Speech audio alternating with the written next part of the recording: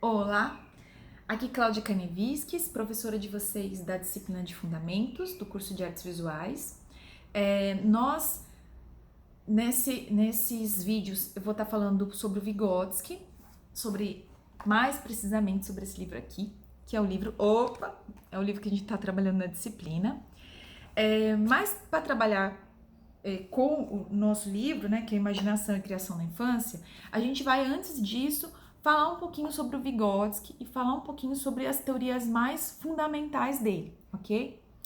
O Vygotsky, ele é um dos maiores teóricos quando a gente pensa na psicologia, a relação dela com o ensino e as artes, tá? Eu julgo que ele é o mais importante, não o mais importante, mas é um dos principais que a gente tem que ter conhecimento ali antes de embarcar nas nossas outras teorias diversas do campo específico da arte. O Vygotsky, ele é um filósofo russo, né? Ele é formado em literatura e filosofia. Ele vive aí um período de Revolução Russa. Ele morre muito jovem, né, com a minha idade, então eu julgo muito jovem, que é 37 anos. E ele tem aí um grande arcabouço teórico pra gente. Principalmente os alunos todos das licenciaturas, mas principalmente para os da psicologia e das artes, na minha humilde opinião. O Vygotsky, ele vai ter alguns livros que são mais utilizados aí, tanto em concursos públicos quanto com relação às disciplinas que a gente trabalha na universidade, com relação às seleções nas escolas e tudo mais. Tem o Linguagem e Pensamento, que ele vai trazer aí suas teorias relacionadas a como a linguagem interfere na parte de formação psíquica, né, do indivíduo, e o Formação Social da Mente. Eles são livros bem complementares. Este livro que a gente vai trabalhar, que é o Imaginação e Criação na Infância, eu fui conhecê-lo só em 2014, né, quando eu fiz a seleção do doutorado. E eu me apaixonei por esse livro e eu espero que vocês também se apaixonem. Ele é um divisor de águas na minha carreira, eu espero que ele também seja muito importante para a carreira de vocês. Mas antes de entrar nele, a gente vai trabalhar um pouquinho com alguns conceitos mais fundamentais da teoria vygotskiana. Alguns de vocês já fizeram psicologia da educação e já viram Vygotsky, já viram essas teorias lá em psicologia da educação, principalmente quando a gente vai falar das teorias de aprendizagem, mas eu vou reforçar um pouquinho antes da gente embarcar aí no livro, que aí são leituras mais importantes pra gente nesse período, tá? Não que as outras não sejam.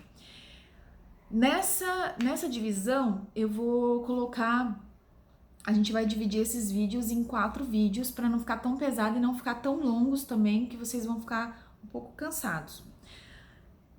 Bom, o primeiro conceito a ser trabalhado pelo Vygotsky, o mais importante, o que vai mais cair nos concursos para vocês, é a questão da zona de desenvolvimento proximal, ou zona de desenvolvimento próximo, como vocês, depende muito da tradução aí que vocês vão pegar. E na zona de desenvolvimento proximal, eu vou começar pelo exemplo e depois eu vou para a parte teórica para vocês não se perderem muito, tudo bem?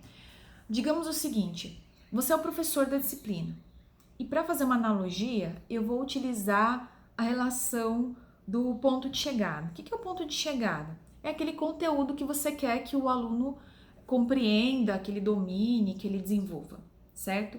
Esse é o ponto de chegada, é até onde você quer levar o seu estudante, né? Levar o seu aluno.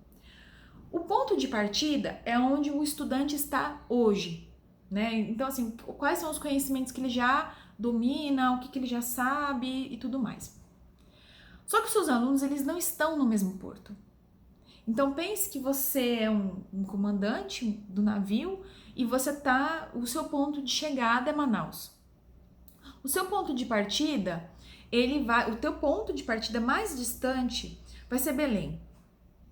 Só que os seus alunos, alguns estão em Belém, outros estão ao longo do caminho do rio até chegar a Manaus.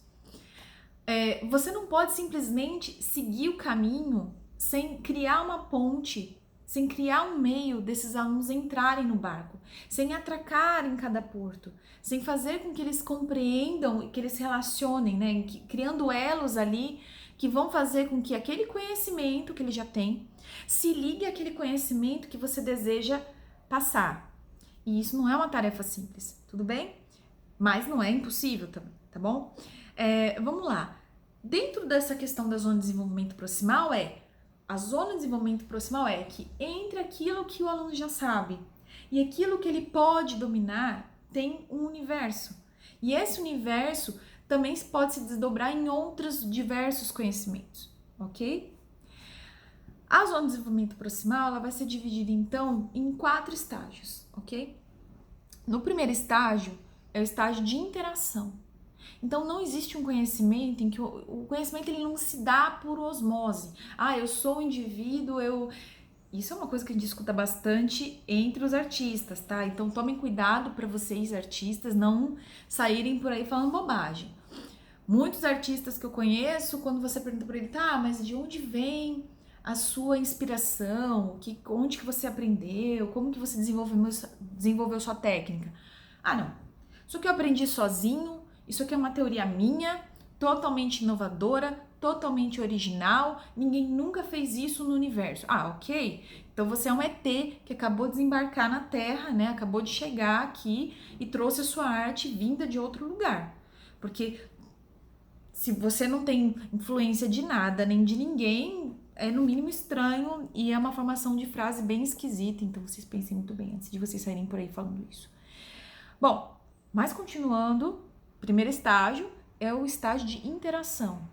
É uma interação de quem? Do sujeito com o mundo, né? Então essa interação ela começa lá no teu primeiro dia de vida, em que você, ser recém-nascido, vai ter contato com os seres humanos, vai ter contato com as linguagens, vai ter contato com as formas de viver, as formas de produzir conhecimento e tudo mais do universo todo que tá aqui e que já existia antes de você, que vai continuar existindo depois de sua morte, tudo bem?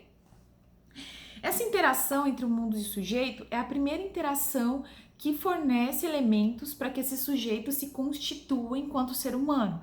Então, sem a linguagem, é muito complicado você desenvolver certos tipos de pensamento e certas complexidades de pensamento, mas isso é tema para uma outra aula, tudo bem? Depois, a gente vai ter o segundo estágio, que é o estágio da mediação. Então, a princípio, você tem a interação, então nem sempre você precisa de alguém para te ensinar alguma coisa, alguém que realmente vá lá explicar para você como fazer, ou de que forma fazer, ou de que forma falar.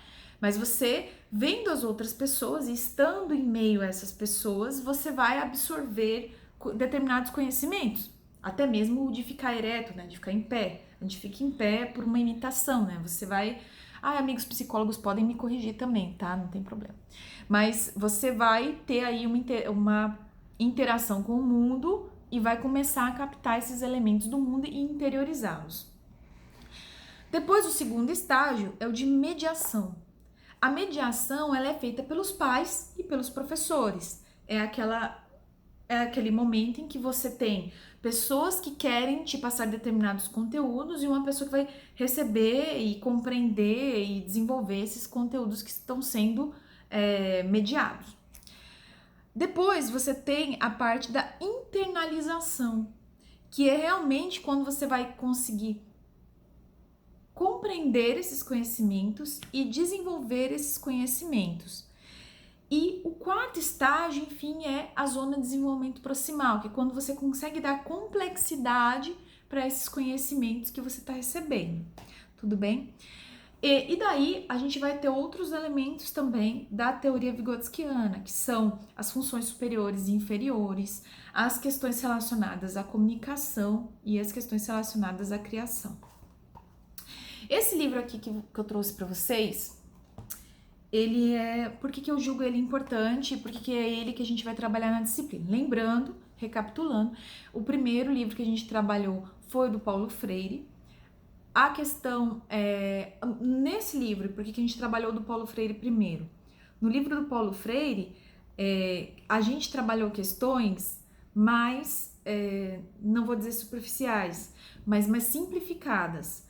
E muitas questões que já estão nos livros, né, nas teorias do Vygotsky, elas vão ser apresentadas pelo Paulo Freire, mas numa linguagem muito mais coloquial do que na linguagem dos livros do Vygotsky. Então, eu julgo que seja mais interessante pra gente ir deixando mais complexa a discussão à medida que a gente vai tendo mais compreensão dessas complexidades teóricas, certo? Então, assim, a gente tem alguns elementos aí trazidos pelo Paulo Freire no que diz respeito a como um professor deve pensar o fazer educacional. E agora a gente vai começar a entrar mais nas questões ligadas à compreensão mesmo de como se dá essa aprendizagem. No Imaginação e Criação da Infância, o livro, ele é todo explicado. O livro é todo explicado. Eu amo esse livro, gente. Eu amo esse livro. Eu leio ele toda vez que a gente vai começar essa disciplina. Eu leio ele todinho de novo e sempre tenho alguma coisa a mais para aprender. Então, esse é um livro que vale muito a pena, não sei assim, ter ele físico, né? Talvez vocês sejam aí de uma outra geração, mas eu gosto muito de tê-lo assim, dessa forma, né? Inclusive, na época que eu fiz a seleção, eu imprimi ele, eu tirei eu reproduzi ele inteiro para poder rabiscá-lo, porque meu livro não tem nenhum rabisco. No Imaginação e Criação da Infância, a gente tem os comentários da Ana Luísa Smoka. Ana Luísa, ela vai separar pra gente todas as citações mais importantes do livro. Tudo é separado. E aqui do ladinho, ela faz toda a explicação teórica. Então, por exemplo, para nós que não somos da psicologia e que não detemos um conhecimento tão aprofundado das áreas, é muito importante essas explicações que ela faz, porque a gente consegue ter uma compreensão melhor e as coisas ficam bem mais explicadas pra gente. Não tem como não ler o livro. Então, eu falo assim, tá, então eu vou assistir os vídeos e tudo bem, posso seguir sem ler o livro. Não, vocês precisam ler esse livro para a vida de vocês.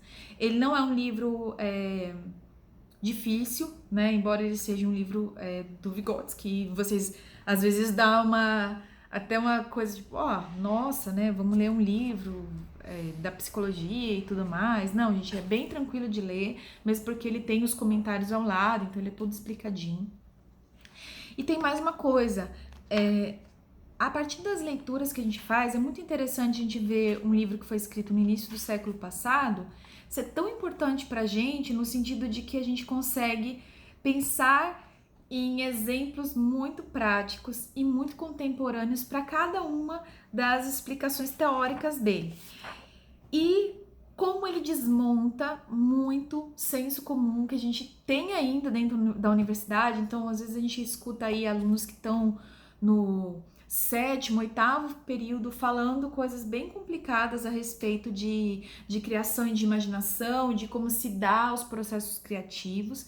E eu não estou só falando do pessoal que vai querer migrar para a licenciatura, mas também falo daqueles que querem pensar o processo artístico para si, né, no seu processo artístico, no seu processo enquanto artista.